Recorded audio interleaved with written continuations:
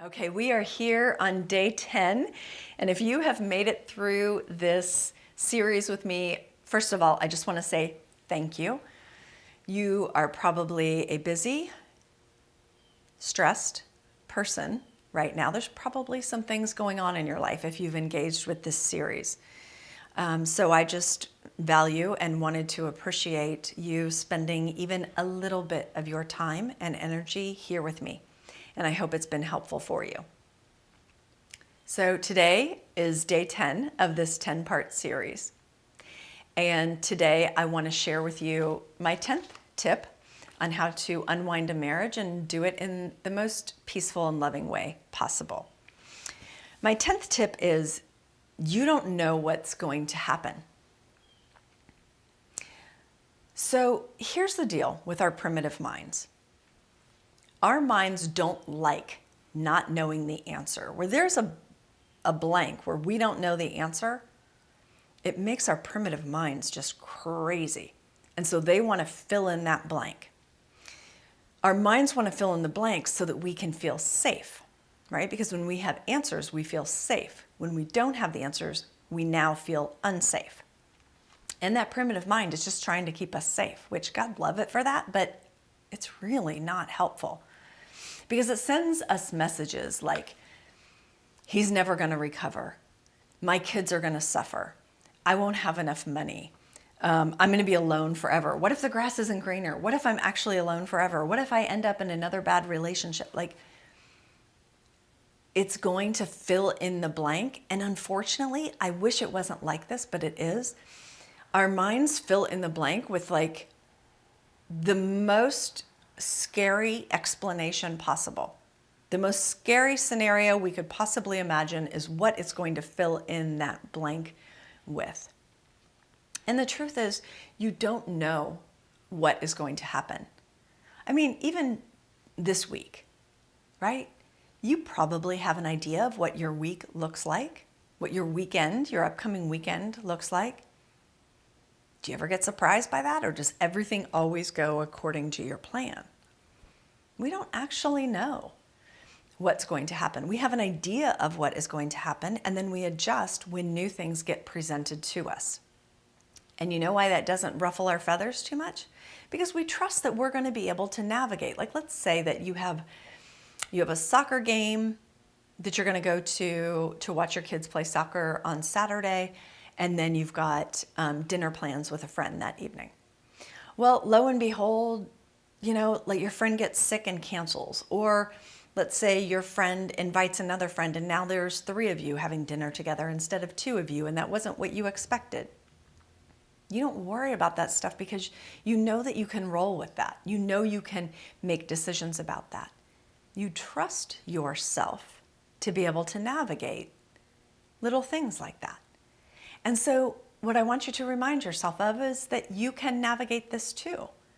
You might have an idea of what 6 months from now is going to look like, a year from now is going to look like, 5 years from now, but you don't actually know, like know with a capital K. You don't know for sure. You have an idea. And then you're going to trust yourself that you're going to be able to navigate things that might differ from that idea as you move towards creating the life that you really want to create. So there is an analogy that I use for people that are going through a divorce that I think a lot of people have found really helpful that I want to share with you now. And that is this idea that I don't have to know what the future is going to look like. What I do have to know is what is 10 feet in front of me. Here's what I mean by that. So right now, I'm living in Florida. I used to live for 35 years in Columbus, Ohio. Now, I could hop in my car later today and I could start driving towards Columbus, Ohio. I would make most of that trip in the dark because I'd be driving through the night. And I would be able to see 10 feet in front of me at any given time with the headlights on my car. Right? When you're driving at night, you see 10 feet and then you move that 10 feet, you see another 10 feet. It's like a continuous 10 feet at a time. But if I had to see Columbus, Ohio before ever leaving Florida, I wouldn't ever leave Florida. I wouldn't make it to the end of my block. So you don't have to know. I know your mind wants to know all the answers and wants to have it all figured out because that's how it feels safe. But it's not possible to know. So remind yourself that, you know what? 10 feet at a time. I can get through the ring of fire 10 feet at a time, just like I can get from Florida to Ohio, going and only being able to see 10 feet at a time. All right, that is the end of this 10-part series. Again, thank you so much for just sharing your time and energy with these teachings and with me. I always appreciate people who engage with my work, and I hope that it was genuinely helpful for you. Going through a divorce is one of the hardest things that you will ever do.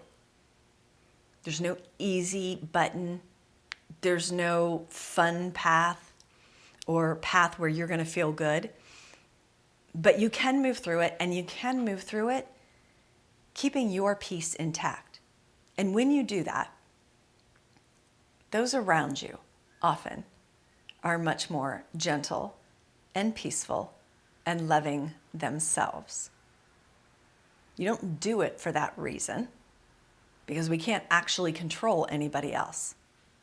You do it because you care about how you feel and you care about how you're showing up. All you have to do is a few years from now be able to look yourself in the mirror and say, that was a difficult situation, and I'm proud of how I handled it. One last time, if you have not yet signed up for my free webinar series, Undoing I Do, it starts next week, and I don't want you to miss it. It's going to be amazing, and I want you to be there live. So I will see you there. Take care.